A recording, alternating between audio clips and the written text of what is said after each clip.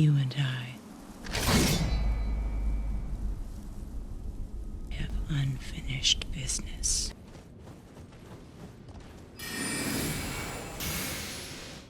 In anticipation of this fight, I brought my challenge run build into PvP.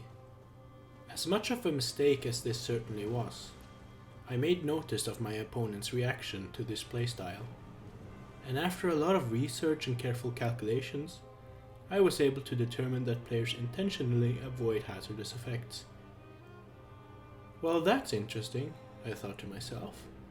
The fact that players would willingly trottle around the cloud to fetch me could prove valuable in the inevitable integration of this build. And thus, here we have it. The Stun Lock build.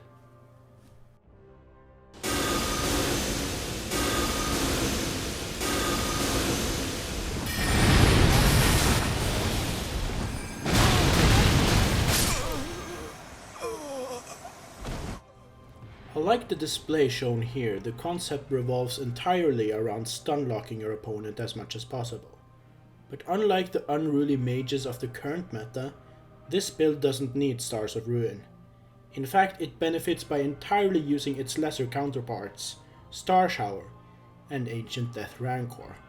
When used in tandem with Night Maiden's Mist, it renders all approaches ineffective, as any sort of strafing movements will result in a fate train of Rancors at one's back.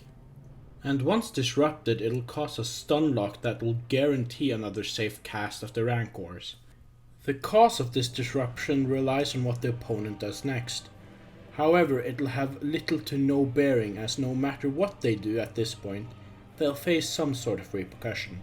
If they decide to advance, you can answer with Carrion Slicer or preferably the Carrion Regal Scepter. On the other hand, if they keep their distance, you can chase them down with Star Shower. Either way, the pressure they now face will undoubtedly prevent any sort of retaliation, so long as you pressure them correctly. Personally, I believe this is the most cancerous build we've seen yet, because unlike your run-of-the-mill Moonveil or Rivers of Blood, this build won't kill you quickly. It'll essentially torture you, so both your time and effort goes to waste. I highly recommend this to anyone who wants to roll as a pure mage build.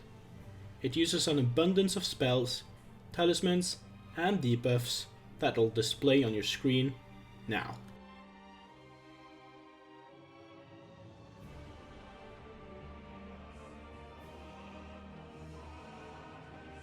As for explaining the build, the video is pretty much over at this point.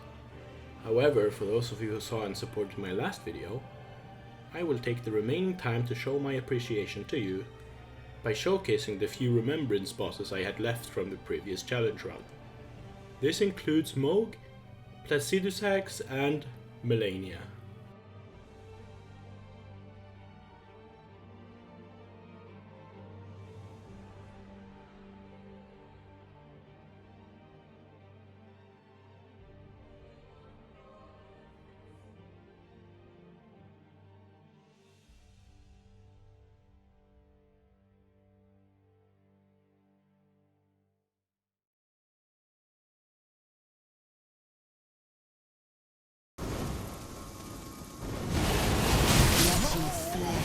Well, close enough.